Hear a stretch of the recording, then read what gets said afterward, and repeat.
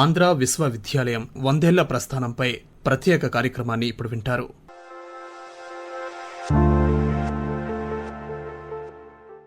భారతీయ విద్యా ప్రాంగణంలో అక్షర పుష్పాలతో వికసించి తెలుగు జాతి ఆత్మగౌరవానికి ప్రతీకగా నిలిచిన అరుదైన విజ్ఞాన భాండాగారం ఆంధ్ర విశ్వవిద్యాలయం. తేజస్వి నావధీతమస్తు అనే నినాదంతో 1926లో ప్రారంభమైన ఆంధ్ర విశ్వవిద్యాలయం గత శతాబ్ద కాలంగా లక్షలాది మంది జీవితాల్లో వెలుగులు నింపింది. అలాగే అనేక మంది మేధావులు, శాస్త్రవేత్తలు, రాజనీతిజ్ఞులను దేశానికి అందించింది. సర్ కట్టమంచి రామలింగారెడ్డి, సర్వేపల్లి రాధాకృష్ణన్ వంటి మహోన్నత వ్యక్తుల కృషితో ఈ విద్యాలయం అంతర్జాతీయ ఖ్యాతిని గడించింది. నోబెల్ గ్రహీతలైన సర్ సివి రామన్, రవీంద్రనాథ్ ఠాగూర్ వంటి మహనీయుల అడుగుజాడలతో పుణ్యభూమిగా మారిన ఈ ప్రాంగణం కేవలం ఒక విశ్వవిద్యాలయం మాత్రమే కాదు, తెలుగువారి సాంస్కృతిక, సాహిత్య, శాస్త్రీయ అభివృద్ధికి సజీవ నిదర్శనం.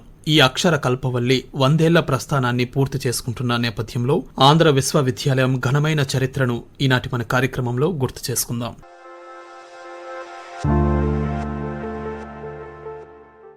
ఆంధ్ర విశ్వవిద్యాలయం వ్యవస్థాపనలో నాటి స్వాతంత్ర్య సమరయోధుల పోరాటం దాగి ఉంది. జాతీయ కాంగ్రెస్, ఆంధ్ర మహాసభ, జస్టిస్ పార్టీ, భాషా ప్రాతిపదిక రాష్ట్రాల భావజాలం ప్రధాన భూమిక పోషించాయి. బాపట్ల తొలి ఆంధ్ర మహాసభలో భాషా ప్రాతిపదికన ప్రత్యేక ఆంధ్ర రాష్ట్ర డిమాండ్తో పాటు ఆంధ్ర విశ్వవిద్యాలయ స్థాపన తెరమీదకు వచ్చింది. మద్రాస్ ప్రెసిడెన్సీ రాజకీయాల్లో తెలుగు నాయకులు ఆంధ్ర విశ్వవిద్యాలయం ఏర్పాటుకు తమ వంతు కృషి చేశారు. 1917లో మద్రాస్ శాసనసభలో బి వెంకటపతిరాజు, ఎం నారాయణ ఆంధ్రుల కోసం ప్రత్యేక విశ్వవిద్యాలయం కావాలని నినదించారు. ఇదే సమయంలో అన్నెపు పరశురాం పాత్రో తన సహకారాన్ని సైతం అందించారు. 1925 ఆగస్టు 20న ఆంధ్ర విశ్వవిద్యాలయాన్ని ఏర్పాటు చేస్తూ బిల్లును శాసనసభలో ప్రవేశపెట్టారు. ఈ విధంగా మద్రాస్ ప్రెసిడెన్సీలోని తెలుగు నాయకులతో పాటు తెలుగు న్యాయవాదులు, విద్యావేత్తలు, మేధావుల నాయకత్వంలో ఆంధ్ర విశ్వవిద్యాలయం ఆవిర్భావం జరిగింది.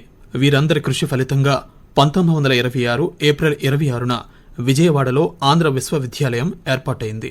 విశ్వవిద్యాలయ ఛాన్సలర్గా లార్డ్ గోస్చెన్, వైస్ ఛాన్సలర్గా సర్ కట్టమంచి రామలింగారెడ్డి నియమితులయ్యారు. 1956లో ఆంధ్రప్రదేశ్ ఏర్పడే వరకు మద్రాస్ విశ్వవిద్యాలయానికి అనుబంధంగా ఆంధ్ర విశ్వవిద్యాలయం కొనసాగింది.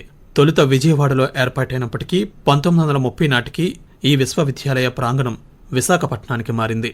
సిఆర్ రెడ్డిగా పిలువబడే కట్టమంచి రామలింగారెడ్డి వంటి దార్శనికులు ఈ విశ్వవిద్యాలయానికి తొలి వైస్ ఛాన్సలర్ గా వ్యవహరించి ఈ విద్యాలయ పునాదులను పటిష్టం చేశారు. అంతకుముందు ఈ విశ్వవిద్యాలయ వ్యవస్థాపనలో సైతం ఆయన కృషి అజరామరం.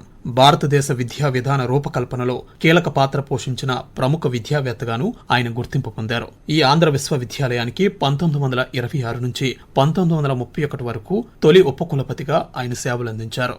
ఆ తరువాత 1936 నుంచి 1949 వరకు మరో 14 ఏళ్లు ఉపకులపతిగా సేవలందించి విశ్వవిద్యాలయాన్ని మహోన్నతంగా తీర్చిదిద్దారు. కట్టమంచి రామలింగారెడ్డి విశ్వవిద్యాలయ అభివృద్ధి కోసం అనేక మంది రాజవంశీయులను, దాతలను సంప్రదించారు. జైపూర్ మహారాజు విక్రమ్ దేవ్ వర్మ, విజయనగరం గజపతి రాజవంశం, పిఠాపురం మహారాజా, నూజివీడు జమీందారులు, బొబ్బిలి సామంతరాజులు ఇలా ఎందరో విద్యా పోషకులను సంప్రదించి విశ్వవిద్యాలయం కోసం ముందుకు వచ్చేలా చేశారు. అలాగే రవీంద్రనాథ్ ఠాగూర్, మోక్షగుండం విశ్వేశ్వరయ్య లాంటి మహోన్నత వ్యక్తులను విశ్వవిద్యాలయంతో అనుసంధానించి వారి సేవలను వినియోగించుకున్నారు. కట్టమంచి రామలింగారెడ్డి విజ్ఞాపన మేరకు రవీంద్రనాథ్ ఠాగూర్ విశ్వవిద్యాలయ విజ్ఞాన అభివృద్ధికి స్నేహహస్తం అందించారు. ప్రత్యేక ఉపన్యాసాలతో తమ గొంతు కలిపారు. ఆ తరువాత ఉపకులపతిగా పనిచేసిన సర్వేపల్లి రాధాకృష్ణన్ సమయంలోనే ఈ విద్యాలయానికి జాతీయ, అంతర్జాతీయ గుర్తింపు లభించింది. ఆయన హయాంలోనే ప్రపంచ స్థాయి మేధావులను విశ్వవిద్యాలయానికి అధ్యాపకులుగా నియమించారు. పరిశోధనలకు అధిక ప్రాధాన్యమిస్తూ ఉన్నత ప్రమాణాలను నిర్దేశించారు. కట్టమంచి రామలింగారెడ్డి, సర్వేపల్లి రాధాకృష్ణన్ లాంటి ఉపకులపతుల కృషితో తొలి దశాబ్ద కాలంలోనే భారతదేశంలోని విశ్వవిద్యాలయాల్లో ఆంధ్ర విశ్వవిద్యాలయం ప్రముఖ స్థానాన్ని దక్కించుకుంది. విశాఖపట్నంలోని వాల్తేరు కొండలపైన సముద్రపు అంచున ఉన్న ఈ ప్రాంగణం ఒక అద్భుతమైన విద్యానగరి. సుమారు 425 ఎకరాలకు పైగా సువిశాల విస్తీర్ణంలో ఉన్న ఈ క్యాంపస్ ప్రకృతి ఒడిలో విద్యార్థులకు ఆహ్లాదకరమైన వాతావరణాన్ని అందిస్తోంది. తెలుగువారి విజ్ఞాన సర్వస్వంగానూ విశాఖ నగర మణిహారంగా ఈ విశ్వవిద్యాలయం విరాజిల్లుతోంది. గడిచిన 100 ఏళ్లలో ఆంధ్ర విశ్వవిద్యాలయంలో అనేక విభాగాలు ఏర్పాటయ్యాయి. 1931లో పద్మభూషణ్ మామిడిపూడి రంగయ్య తొలి ప్రిన్సిపల్గా arts and commerce, science and technology కళాశాలలు ఏర్పడ్డాయి. ఇక 1945లో న్యాయ కళాశాల ఏర్పాటైంది. రెండవ ప్రపంచ యుద్ధం అత్యవసర పరిస్థితుల కారణంగా విశ్వవిద్యాలయాన్ని గుంటూరుకు మార్చవలసి వచ్చింది. ఆ తర్వాత 1949 జూలైలో విశాఖపట్నానికి తిరిగి వచ్చింది.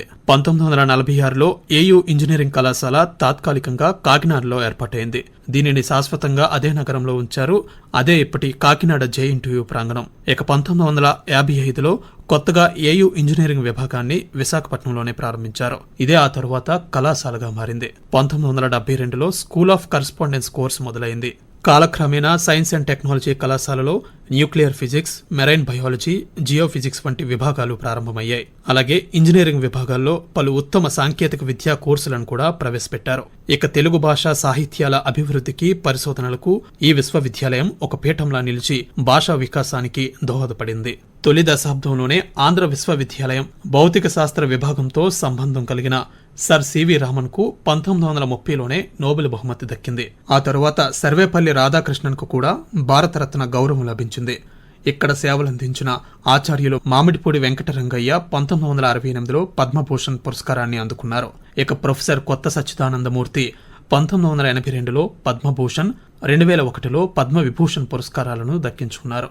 కేంబ్రిడ్జ్ కేంద్రంగా బహువిధ గణాంక సిద్ధాంతం ప్రతిపాదించి 1963లో శాంతి స్వరూప్ భట్నాగర్ పురస్కారం సాధించిన ప్రొఫెసర్ సిఆర్ రావు ఇదే ప్రాంగణంలో పోస్ట్ గ్రాడ్యుయేషన్ చదివారు. ఆ తరువాత 1968లో పద్మభూషణ్, 2001లో పద్మవిభూషణ్ పురస్కారాలను సైతం దక్కించుకున్నారు. ఇక 1965 భౌతిక శాస్త్ర విభాగం నుంచి ప్రొఫెసర్ బిఆర్ రావు భట్నాగర్ పురస్కారాన్ని సాధించారు. అదేవిధంగా అంతర్జాతీయంగా ఉన్నత శిఖరాలను అధిరోహించిన వ్యక్తులతో ఆంధ్ర విశ్వవిద్యాలయం విశిష్ట పూర్వ విద్యార్థుల చరిత్ర కలిగి ఉంది. భారత ఉపరాష్ట్రపతి M Venkaiah Naidu, Lok Sabha speaker GMC Balayogi, కేంద్ర మాజీ మంత్రులు పల్లంరాజు, ఎర్రంనాయుడు, భారత reserve bank governor Duvvuri Subbarao, supreme court న్యాయమూర్తులు justice K Ramaswamy, justice J Chelameswar, Delhi high court ప్రధాన న్యాయమూర్తి జస్టిస్ రోహిణి, అనేక మంది ఛాన్సలర్లు, వైస్ ఛాన్సలర్లు వంటి వారెందరూ ఇక్కడ విద్యను అభ్యసించిన వారే.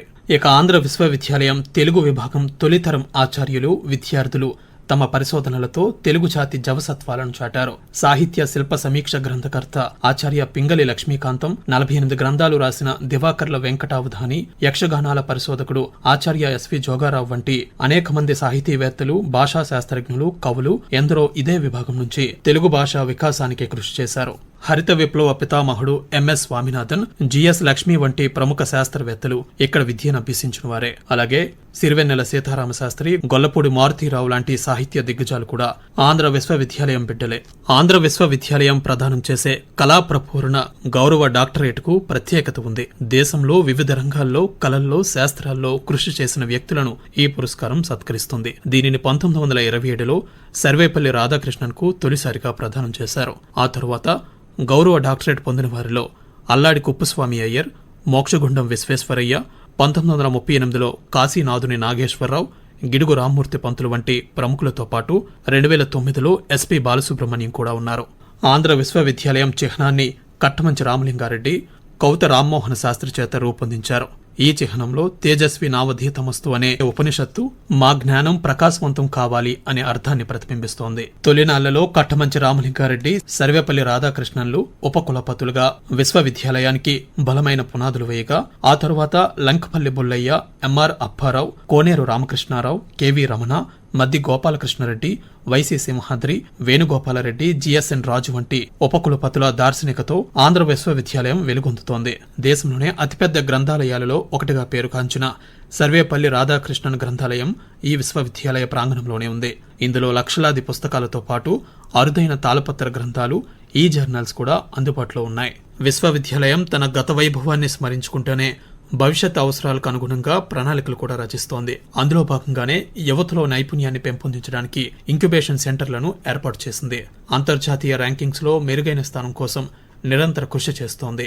చదువుతో పాటు క్రీడలకు, కళలకు కూడా ఆంధ్ర విశ్వవిద్యాలయం పెద్దపీట వేస్తోంది.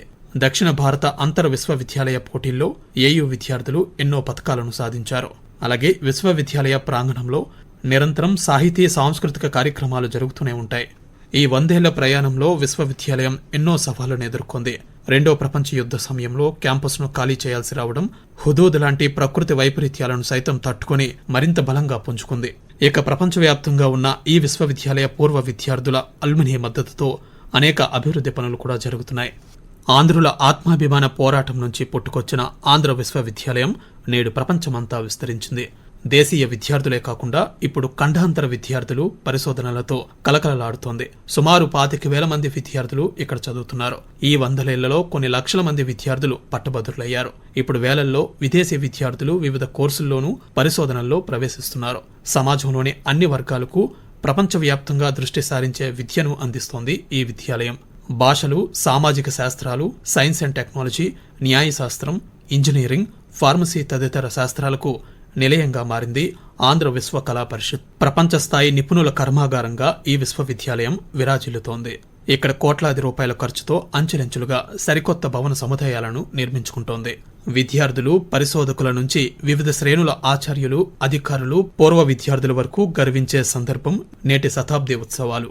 ఈ శతవసంతాల ప్రయాణాన్ని గుర్తు చేసుకుంటూ, దేశానికి అందించిన వారసత్వ సంపదను స్మరించుకుంటూ మరో 100 ఏళ్ల పాటు ఈ విద్యా ప్రధానం ఇలాగే కొనసాగాలని ఆకాంక్షిద్దాం.